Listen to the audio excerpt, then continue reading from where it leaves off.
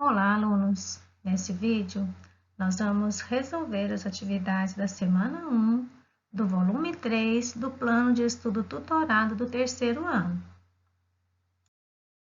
Eu sou a professora Ellen Mendonça e antes de irmos para a resolução das atividades, eu peço a você que se inscreva no canal, deixe seu joinha e não se esqueça de ativar as notificações. Assim, você vai receber todas as dicas que eu estou trazendo para você. Então, vamos lá? Bom, as atividades da semana 1, elas são referente a um dos grupos das funções oxigenadas, referente à função álcool. E o que é mesmo esse grupo funcional álcool? As moléculas de álcool possuem um ou mais hidroxilas ligadas a carbono saturado de uma cadeia carbônica. Então, o que é um carbono saturado? É aquele carbono onde todas as ligações são ligações simples. Então, esse carbono é um carbono saturado. Então, quando nós temos uma hidroxila ligada a um carbono com 4 ligações simples, então isso vai identificar esse grupo funcional oxigenado que nós denominamos álcool. A sua fórmula geral é ROH, sendo R um grupo alquila, ou seja, o grupo alquila é a cadeia carbônica. Então, para a nomenclatura dos hidrocarbonetos, segue as mesmas, para a nomenclatura dos álcoois, segue as mesmas regras da nomenclatura dos hidrocarbonetos. O que vai mudar a partir de agora? É que na terminação do grupo funcional, que é o sufixo, onde nós colocávamos a terminação O, que era referente aos hidrocarbonetos, nós vamos colocar a terminação OL, que é o que identifica o grupo funcional. Então, prevalece as mesmas regras. E o que muda é a ordem de prioridade, ou seja, antes dávamos prioridade para a ramificação, agora nós damos prioridade em menor número para o grupo funcional. Então, vamos para a atividade número 1. De acordo com os textos acima, quais dos compostos abaixo podem ser classificados como álcoois? Então, como sabemos, e como eu coloquei no slide anterior, o álcool é aquele grupo, aquele composto, onde apresenta uma hidroxila ligada a um carbono saturado. Então, nós temos que verificar em todos esses compostos, onde temos a hidroxila, se é um carbono saturado. Se sim, nós teremos o grupo funcional álcool. Então, vamos ao primeiro composto. Identificamos que tem uma hidroxila nesse carbono, então ele é um álcool, pois a hidroxila está ligada ao carbono saturado. No composto 2, nós percebemos que não temos uma hidroxila, mas já aproveitamos e podemos identificar que esse grupo funcional aqui, ele representa o grupo dos aldeídos. No composto 3, nós temos também o grupo funcional aldeído. E, além dele, nós temos outros carbonos que podemos classificar como saturados. Aquele é um composto que ele tem duas funções, é a função álcool e a função aldeído. Podemos perceber várias hidroxilas, todos esses carbonos são carbonos saturados. Então, o composto 3, ele é um poliálcool, além da presença do grupo aldeído, né? Então, ele tem aí um composto de função mista. O composto 4, nós temos um grupo diferente. Temos aqui uma hidroxila, mas o carbono é um carbono insaturado e está ligado a um oxigênio. Quando nós temos esse grupo funcional dessa forma, onde nós temos aqui uma carbonila, e nesse carbono da carbonila está ligado uma hidroxila, nós temos o grupo funcional dos ácidos carboxílicos. Então, somente são álcoois os compostos representados no 1 e o composto 3. Somente esses dois. Atividade número 2. De acordo com a IUPAC, o nome do composto de fórmula a seguir é... Nessa atividade, nós temos que identificar qual é o nome do composto, né, dessa forma. Então, lembrando das regras de nomenclatura dos hidrocarbonetos, o que muda? Agora nós temos a presença do grupo funcional. Então, a terminação do nome vai ser trocada o O pelo a terminação do grupo funcional, que nesse caso é um álcool. Então, vamos lá. A primeira coisa que nós deveremos fazer, já identificamos que temos aqui uma hidroxila, ela identifica a função álcool. A seguir, nós identificamos a cadeia principal, aquela que contém o maior número de carbonos. Em seguida, vamos numerar a cadeia.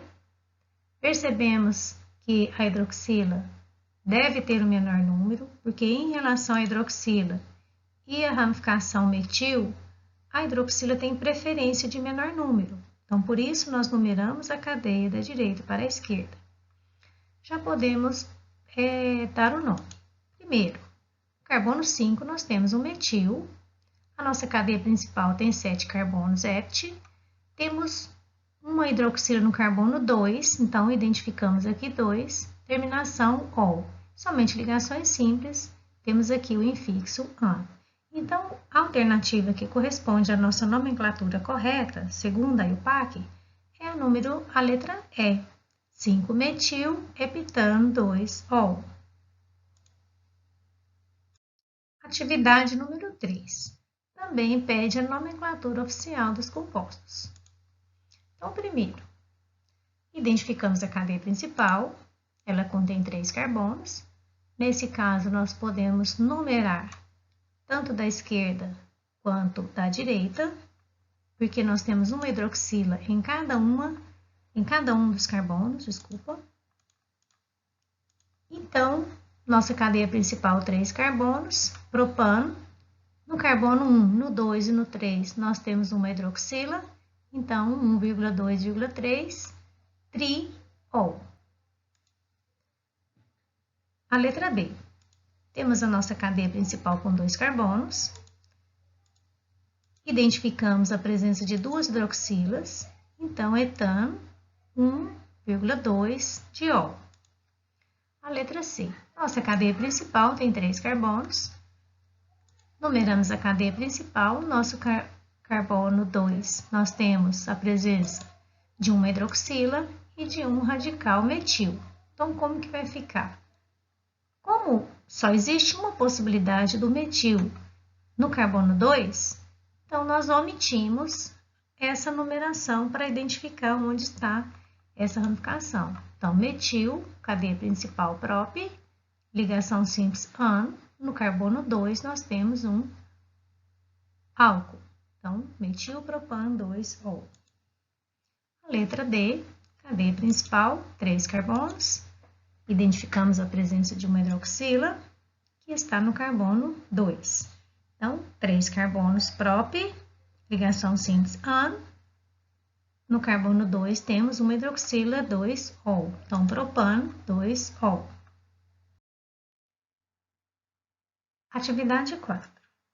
Retorne ao texto 2 e responda: o etanol é um combustível ecologicamente correto? Construa um parágrafo justificando seus argumentos. Então, para responder essa pergunta, o etanol é um combustível ecologicamente correto? Eu trouxe para você as vantagens e as desvantagens do etanol como combustível. Então, a primeira vantagem é combustível de biomassa, ou seja, ele é renovável. Ele tem origem biológica e é renovável.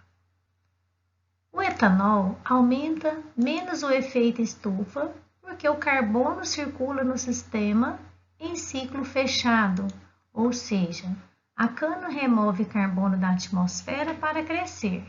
Parte desse carbono é convertida em álcool na usina.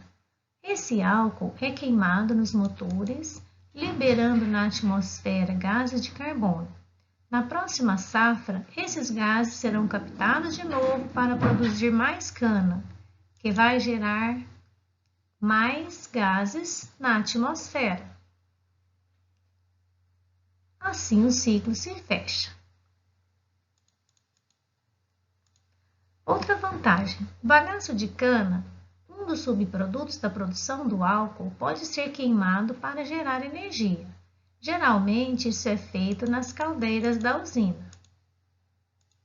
vinhoto, outro subproduto da usina, pode ser usado como fertilizante, geralmente na lavoura de cana. Com a chegada dos carros flex, o álcool pode ser misturado à gasolina em qualquer proporção. Então, essas são as vantagens do etanol como combustível.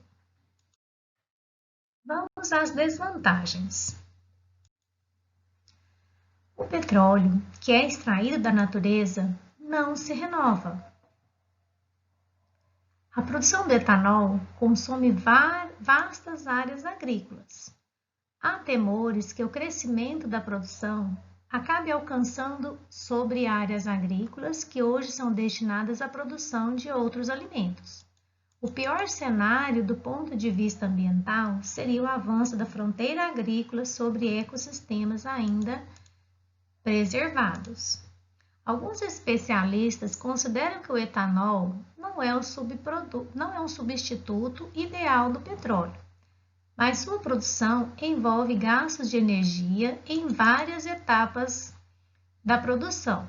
Há consumo de energia na lavoura de cana, na produção dos insumos agrícolas, como, por exemplo, os fertilizantes, na operação da usina e outros. Fazendo um balanço global, a energia gerada na produção de álcool é bem menor do que se imagina à primeira vista. A produção do etanol é poluente. O vinhoto, um dos subprodutos da usina, para cada litro de álcool produzido são gerados de 10 a 13 litros de vinhoto. Existe a possibilidade de aproveitar o vinhoto como fertilizante, mas em muitos casos ele é despejado nos rios, sobrecarregando o ambiente aquático com matéria orgânica. O modelo econômico de produção no etanol no Brasil favorece a concentração de renda, gera êxodo rural e cria más condições de trabalho no campo. Então, estão aí algumas das desvantagens. Agora, resta a você responder a pergunta: o etanol é um combustível ecologicamente correto? Então, agora podemos responder a pergunta, mas é uma resposta pessoal, lembrando. Ao queimar o álcool no motor do carro, produzimos gás carbônico, que vai para a atmosfera. Mas o carbono presente no álcool está apenas retornando à atmosfera. A cana, no processo de fotossíntese, converte o gás carbônico atmosférico em matéria orgânica usada para produzir o etanol. Então, aqui coloquei como uma vantagem do ciclo do carbono. Porém, para produzir o álcool é preciso acionar uma indústria que consome fertilizantes. Utiliza máquinas agrícolas, exige transporte de materiais, usa energia intensivamente na usina. Coloquei aqui uma desvantagem. Porém, quando a gente compara o gás carbônico, quando a gente compara o álcool como combustível em relação aos combustíveis fósseis, em todas as etapas desse processo, nós temos o débito de carbono. Se comparado com os combustíveis fósseis, podemos então sim concluir que o processo como um todo gera débito de carbono, tornando o etanol um combustível ecologicamente correto. Então, comparando o etanol com combustíveis fósseis como a gasolina, o querosene, o óleo diesel e outros, então ele vai liberar menos gás carbônico para a atmosfera. E na sua produção é consumido parte. Então ele vai gerar débito de carbono. A gente pode pensar dessa forma, como ele sendo um combustível ecologicamente correto. Atividade 5. O texto 1 trata da ação do álcool 70 contra a Covid-19. Justifica essa ação levando em consideração a estrutura química dos álcoois. Bom, então vamos lembrar a estrutura química dos álcoois. As moléculas de álcool possuem em sua estrutura uma ou mais hidroxilas, que é a parte polar, ligada a um grupo alquila, que é a parte apolar, que está aqui representada por R, que é a parte da cadeia de carbonos. Bom, Aqui trouxe a estrutura de dois álcoois, o etanol e o propanol. Etanol tem 2 carbonos, propanol tem 3. Se a gente pensar na parte que é polar, né, que é a hidrofílica, ela vai estar em quantidades iguais, né? Vamos dizer assim, comparando um álcool com o outro. Quando a gente observa a parte hidrofóbica, então aqui eu vou ter 2 carbonos, aqui eu vou ter 3. Então, é como se o etanol tivesse uma porção maior assim de interação, né? Que a sua interação fosse maior. Então, vamos pensando dessa forma. A diferença entre o álcool etílico e o isopropílico, né? Um tem 2 carbonos, o outro tem 3, é que ele tem um carbono a mais na sua cadeia. Dessa forma, é mais hidrofóbico que o etanol, tendo uma ação em vírus hidrofílicos menor. Sua utilização é mais comum na higienização de equipamentos eletrônicos que temem a água. Então, a sua eficiência, né, do álcool isopropílico seria para desinfecção ou higienização de equipamentos eletrônicos. O etanol atua como desinfetante antisséptico, agindo na desnaturação proteica e lipídica dos micro-organismos patogênicos que possam estar depositados na superfície de objetos e na própria pele. Então, como a parte que vai interagir com o vírus é a parte hidrofóbica, então ele vai quebrar essa camada de lipídios, né? Que lipídios são gorduras, gorduras são substâncias apolares. Essa parte aqui dos álcoois também são apolares. Então, considerando que a interação vai ocorrer entre semelhantes, então essa parte do álcool vai desnaturar essa camada lipídica do vírus. Então, isso vai fazer com que ele seja imediatamente desidratado e, consequentemente, causada a sua morte. Então, os álcoois etílico e isopropílico, na concentração de 70% a 92%, desidratam os vírus quase que imediatamente. Porém, esses agentes químicos não têm nenhuma ação residual e ressecam a pele, se utilizados em excesso. Além disso, para uso como antisséptico, que é para higienizar as mãos e outras superfícies do nosso corpo, apenas o etanol, 70%, é recomendado. Muito bem? Então, se gostou, deixe seu like, se inscreva no canal e então, até a próxima aula com a resolução das atividades da semana 2. Espero você até lá.